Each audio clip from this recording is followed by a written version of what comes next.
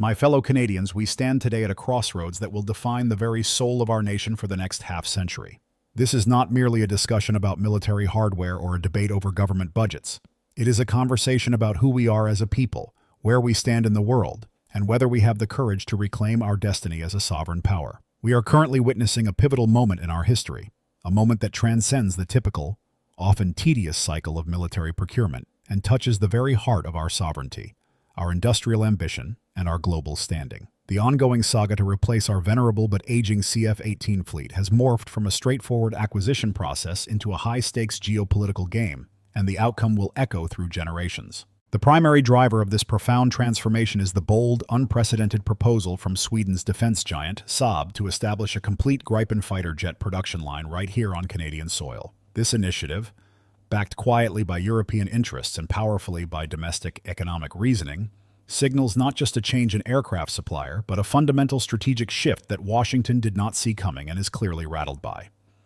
For decades, the Canadian military-industrial ecosystem has been firmly tethered to the United States. It has been an unwritten rule that every major platform, from the historical CF-18 to the planned F-35, was expected to reinforce the dominance of American defense manufacturers. We accepted this dependency as the price of security, but the landscape of 2025 has shattered that assumption. A dramatic and necessary shift is underway, one that asserts Canadian autonomy in a way we haven't seen since the days of the Avro era. Saab's revived plan to turn Canada into a manufacturing hub capable of serving not just the Royal Canadian Air Force, but Ukraine and other NATO states represents a seismic move. It directly challenges America's long-held, almost monopolistic control over Western fighter jet supply, a control often leveraged to influence foreign policy. For Ottawa, this is not an act of defiance for the sake of defiance, but an essential step toward achieving true strategic self-reliance.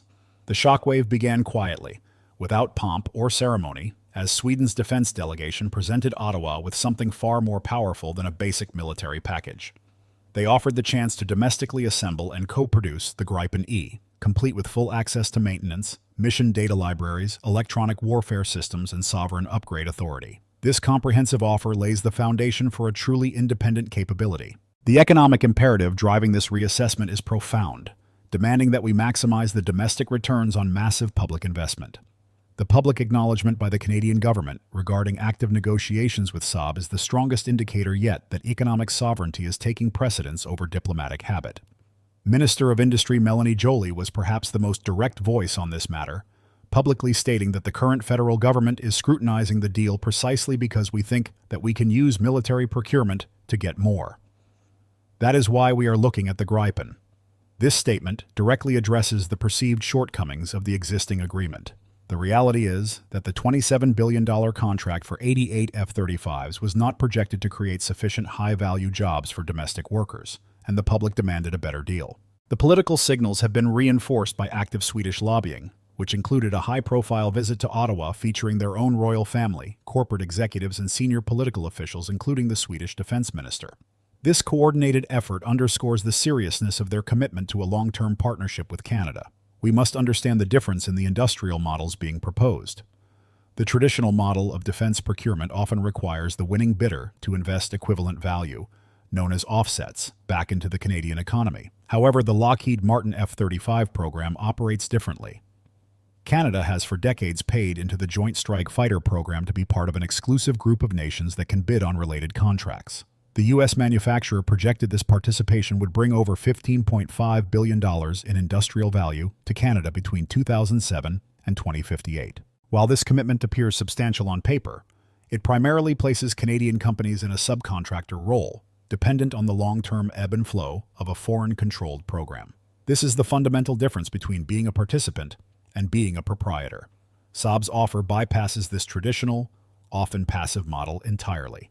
They are offering to establish a full-scale factory, not partial assembly, not just maintenance, but a full-scale production and sustainment ecosystem inside Canada. This blueprint is an engine for job creation, promising a staggering 10,000 long-term jobs in the Canadian aerospace sector. This isn't a vague promise of potential contracts distributed over 50 years. It is the establishment of a robust, active manufacturing base here and now. This proposal directly addresses a critical gap that emerged decades ago when Canada lost its fighter manufacturing capability. Our nation possesses one of the world's strongest aerospace sectors, including industry leaders like Bombardier, CAE, and MDA, plus dozens of specialized high-tech suppliers. We have the skilled workforce and the engineering prowess to support this venture. Saab's factory proposal would directly fill this void, turning Canada into a producer again, creating a new identity not just as a buyer, but as a sovereign producer on the global stage. The political context surrounding this industrial debate is also crucial and filled with tension. The reassessment of the F-35 procurement was originally initiated by Prime Minister Mark Carney following trade tensions with the U.S. administration of President Donald Trump. Although that comprehensive analysis was promised for completion by September, it remains ongoing. The opposition Conservative Party, historical proponents of the F-35, have expressed concern that this prolonged review jeopardizes existing Canadian contracts and jobs. However, this debate underlines a fundamental Canadian political truth. In major procurement, domestic economic benefit is as vital as military capability. At a Defense Committee meeting on October 23rd, officials were pressed to guarantee that no jobs would be lost if the government changed course. The answer lies in the bold move towards the Gripen. We can move beyond simply protecting existing contracts. We can create thousands of entirely new ones rooted on our own soil. This resurgence would be fueled by full access to intellectual property and control over upgrades, benefits the F-35 program has famously withheld. The establishment of a Canadian-built Gripen facility is more than an economic boon. It is a geopolitical earthquake because it fundamentally challenges U.S. control over North American air power. The U.S. fears losing Canada as a dependent buyer, which undermines the strategic leverage Washington often uses to influence foreign policy decisions. The core of this leverage lies in the technical and regulatory framework of the F-35 program. By choosing the Gripen E, Canada gains benefits the F-35 program has historically not offered. Most crucially, Canadian-built Gripen aircraft would not be tied to U.S. international traffic and arms regulations, or ITAR. ITAR is a complex set of U.S. government regulations that notoriously slow down exports and sales of American defense technology. By gaining the ability to export fighters without U.S. approval, Canada can act independently and decisively in supporting allies. This capability gives Canada a strategic edge that no dependent nation can ever possess. This move would create a European-Canadian defense axis independent of Washington. With Sweden now formally inside NATO, the strategic logic for this collaboration has transformed overnight. Canada can now legally manufacture Swedish defense systems under NATO industrial rules. This transformation is a gateway to greater integration with European defense technology and a reduced reliance on monoliths like Lockheed Martin and Boeing. This challenges the decades-long dominance of the F-16 and F-35 as the backbone of Western air power and offers competition where none existed. This newfound autonomy is particularly relevant in the context of global conflicts. Ukraine desperately needs fighter jets, and they need them fast. The existing F-16 pipeline is slow and politically complicated. The Gripen, designed for operations from rough runways, icy conditions, and dispersed bases, is perfectly suited for Ukraine's needs. Several NATO nations privately support the idea of Canadian-built Gripen jets being produced specifically for Ukraine. This is where the panic intensifies in Washington. If Canada becomes a primary autonomous supplier to Ukraine's future air fleet, U.S. political leverage in Kyiv weakens dramatically. A Canadian factory would be positioned to supply not just Ukraine, but the Baltic states, Eastern European NATO members, and even South American nations. This is a level of strategic influence the U.S. is uncomfortable sharing. It would be a tangible expression of Canada's commitment to collective defense, moving beyond contributions of personnel to contributions of pivotal material. Saab's long-term strategy now that Sweden is a full NATO member is crystal clear. Expand NATO's industrial footprint beyond Europe. Canada is the ideal partner. We are safe, wealthy, allied, resource-rich, and crucially lacking domestic fighter production. Canada offers enormous land for constructing advanced facilities, access to Arctic airspace for testing, proximity to Ukrainian and NATO logistics routes, and a political environment supportive of European defense partnerships. By empowering Canada with a full manufacturing line, Sweden secures influence in North America while strengthening NATO's ability to arm itself without relying solely on the United States. This is arguably one of the biggest shifts in NATO's industrial strategy in decades. This Canada-Sweden manufacturing chain breaks the U.S. grip and offers a new model of allied industrial cooperation. The political and industrial signals are rapidly aligning. Reports confirm that Canadian aerospace suppliers are now preparing for potential manufacturing roles in key areas like composite airframes, avionics, electronic warfare packages, radar modules, and flight control computers. This indicates that the factory concept has moved beyond a mere industrial proposal and is now solidly entering the industrial planning stages. While the U.S. is expected to mount significant pressure, policymakers, military officials, and lobbyists are already arguing that NATO interoperability depends on U.S. systems and that the F-35 commitment is too deep to change. The counterargument is fundamentally Canadian. Our interoperability must not come at the cost of our sovereignty and economic self-determination. The debate is now firmly rooted in the question of whether Canada chooses to remain a dependent buyer or ascend to the role of an autonomous, powerful defense producer within the alliance. The promise of 10,000 jobs and true sovereign control over our next-generation fleet makes the choice for many Canadians increasingly clear.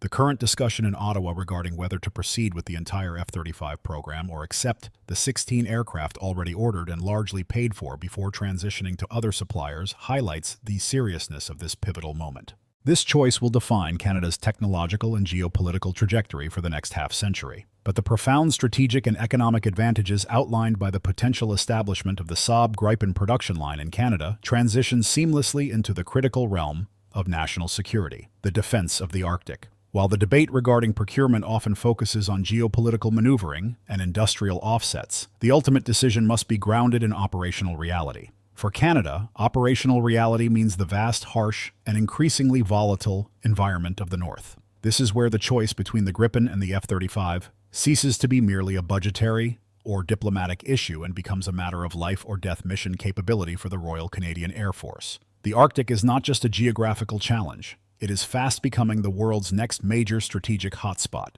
Russia is actively militarizing its northern flank, rebuilding military bases and deploying advanced systems. China continues to seek a permanent presence in the region through economic, scientific, and dual-use technological initiatives. The United States, facing renewed strategic competition, expects Canada to contribute substantially more to North American Aerospace Defense Command modernization and Arctic security, particularly in maintaining air domain awareness. Consequently, Canada requires an aircraft not just capable of operating in these extreme conditions, but one optimized for them. We need a machine built for freezing temperatures, long distances, and the scarcity of established infrastructure. While the F-35 is undeniably a technologically impressive machine, a fifth-generation stealth fighter that the commander of the RCAF, Lieutenant General Jamie Spicer Blanchet, and other senior defense officials have consistently advocated for, citing the crucial need to counter potential threats from major powers like China and Russia. We must weigh this sophisticated capability against the platform's unique maintenance and operational requirements in a vast, remote theater. Stealth technology and highly sensitive advanced systems come with inherent logistical complexities.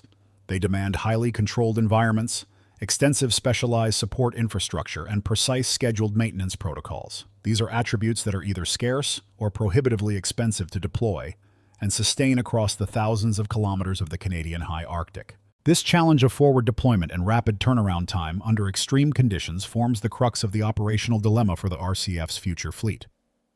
This is precisely where the Swedish Gripen enters the picture as an unparalleled strategic fit for Canada.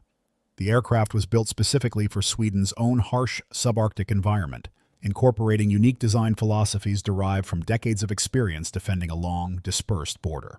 The Gripen is engineered to prioritize operational availability and simplicity in hostile conditions. Its design allows it to operate effectively from rough runways, icy conditions, and dispersed bases. This is an essential quality for covering Canada's immense and unforgiving northern territory. The Swedes designed the Gripen to be serviced by conscripts and basic ground crews, minimizing the logistical tail. In contrast to the heavy reliance on massive, heated, and controlled major airfields for the F-35, the Gripen allows for strategic dispersal across remote airfields, even converted highways, dramatically enhancing survivability and rapid response capability in a combat scenario.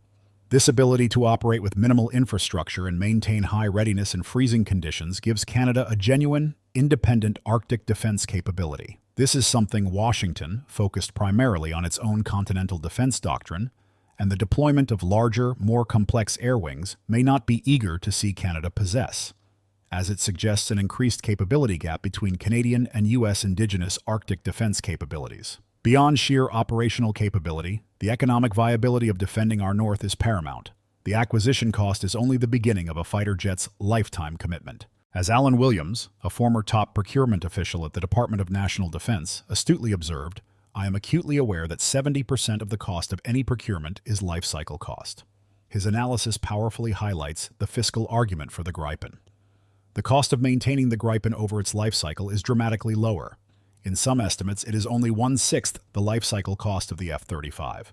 This dramatic difference in through-life expenses directly translates into more training hours, more sustained readiness, and ultimately more capacity to field a larger, more active fleet within the confines of our existing defense budget.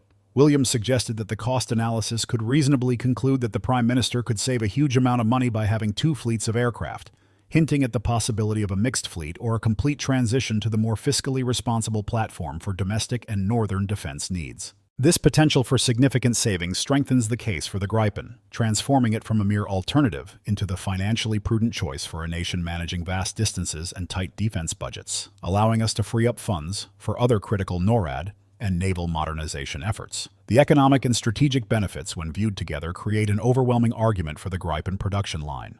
The industrial blueprint advanced by Saab, which has now progressed into detailed industrial planning stages, offers Canada full control over software and weapon systems. This is an unparalleled advantage. Full access to maintenance, mission data libraries, and the electronic warfare systems means that Canada does not need to petition a foreign government to integrate domestic weapons, modify software code, or upgrade critical mission systems tailored to our specific Arctic threat profiles. If Canada, facing unique Arctic threats or adapting to future geopolitical shifts, ever wanted to modify its fighter jets independently of a foreign power, the Gripen would allow that level of sovereign customization. The F-35, locked into its consortium framework and constrained by US export restrictions, would not. This factor alone has been instrumental in reigniting the debate in Ottawa and has spurred Canadian companies, including those already engaged in the aerospace sector, to begin lobbying actively for the deal. Reports show that Canadian aerospace suppliers are preparing for potential manufacturing roles in sophisticated areas like composite airframes, avionics, electronic warfare packages, radar modules, and flight control computers, indicating the industrial feasibility of this national project. The move to manufacture the Gripen in Canada is fundamentally a long-term investment in our national self-determination. Sweden, a new full NATO member, possesses a full-spectrum domestic defense industry: submarines, jets, radars, missiles, and advanced electronics. Their strategy is clear: to leverage Canada as a safe, wealthy, and strategically allied partner, one that currently lacks the domestic capacity to build its own fighters. Canada provides the stable political environment, the resource-rich setting, and the trained aerospace engineers required to make this factory a success. By providing Canada with a full manufacturing line, Sweden is not only securing its influence in North America, but is strengthening NATO's collective ability to arm and equip itself without depending solely on the U.S. industrial complex. This represents one of the biggest, most positive shifts in NATO's industrial strategy in decades, moving power and production capacity closer to the front lines of the Arctic and Eastern Europe, and offering a robust, non-ITAR constrained supply chain for key allies. The final decision facing the Canadian government is complex. It must reconcile the existing agreement with Lockheed Martin, which saw the Gripen earn second place in the open competition and includes an initial commitment for the delivery of the first 16 F-35s between 2026 and 2030, with the overwhelming long-term benefits of the Swedish proposal. The government is currently weighing whether to continue the full F-35 program or accept those initial 16 aircraft, which have been largely paid for, and pivot to alternative suppliers for the remainder of the requested 88 aircraft fleet. This decision point represents a true test of political will to prioritize national gain over established dependency. The pressure from the United States is and will continue to be intense. U.S. policymakers, military officials, and lobbyists are expected to argue vigorously that Canada's F-35 commitment is too deep to change, that NATO interoperability depends entirely on U.S. systems, and that Gripen production undermines North American defense unity. In reality, this resistance stems from the fear of losing Canada as a critical dependent buyer and the potential for a Canadian-Swedish alliance to introduce genuine competition into a market America has controlled for decades. The U.S. fears that once Canada gains the power to manufacture and export its own fighter jets, North American air power will never be the same again. This strategic fear validates the power of the Gripen proposal for Canada. Canada stands on the edge of a transformation that few predicted. A Swedish fighter jet factory on Canadian soil would be a geopolitical triumph, successfully shifting industrial power and sovereign control away from a decades-old dependency toward a new collaborative alliance inside NATO. It would achieve three critical interconnected goals: strengthening vital allies like Ukraine through independent export capability, empowering Canadian industrial sovereignty with 10,000 long-term jobs, and providing the RCAF with an aircraft optimally designed for the unique strategic challenges and vast territory of the Canadian Arctic. The current discussion in Ottawa highlights the seriousness of this pivotal moment. This choice will define Canada's technological and geopolitical trajectory for the next half-century, ensuring a future where we are masters of our own defense, not simply recipients of foreign aid or dependent buyers. The choice is clear for a nation seeking to secure its future. We must transition from being simply a customer to becoming a powerful, self-reliant producer. By seizing this opportunity, Canada not only ensures the robust defense of its own borders, but rises to a level of strategic influence in global defense that will make every Canadian proud. The power to manufacture and export our own fighter jets will fundamentally change the landscape of North American air power forever. It is time to ask ourselves the hard questions. What kind of nation do we wish to leave for our children? One that asks for permission to defend its skies? Or one that holds the keys to its own security? The legacy of our aerospace pioneers, the men and women who built our reputation in the last century, calls out to us now. This is not just about metal and code. It is about national self-respect. It is about the ability to say yes to our allies when they need help and no to those who would treat us as mere dependents. So, I turn to you, my fellow Canadians. Do you believe this historic opportunity to secure 10,000 domestic jobs and gain full sovereign control over our fighter fleet is worth restructuring the existing F-35 agreement? Is the Gripen truly the superior platform for defending the unforgiving vastness of the Canadian Arctic? Share your perspective below and let your voice shape the future of Canadian defense. This is a pivotal moment for Canada, and your perspective is essential. If you found this deep dive into our strategic sovereignty and industrial rebirth eye-opening, please show your support by liking this video and subscribing to the channel for more unvarnished geopolitical analysis. We want to hear from you. Do you believe the promise of 10,000 domestic aerospace jobs outweighs our current F-35 commitment? Is the Gripen's Arctic capability the most prudent choice for NORAD modernization? And finally, how will Canada's newfound manufacturing power reshape our global influence? If you believe in a strong, independent North, please leave a comment saying, "Thank you for defending our sovereignty," to show your support for a self-reliant Canada. Thank you for staying sharp, informed, and patriotic. Wishing you all the best, and we will see you in the next analysis.